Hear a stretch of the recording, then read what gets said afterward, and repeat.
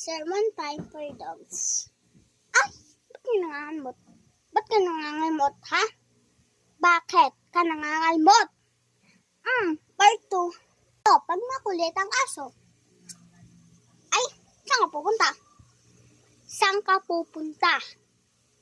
Saan ka pupunta? Dito ka lang sa tabi ko. Lalabas ka ni.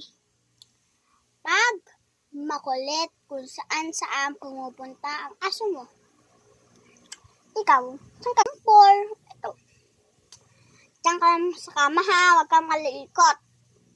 Pag ikaw nakita kong bumaba, papaluin kita, ha? Papaluin kang 5. Mabait na aso.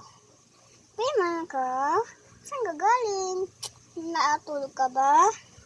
Ay, hindi. Ay, papaluin kita. Palo. Palo. Ganun lang.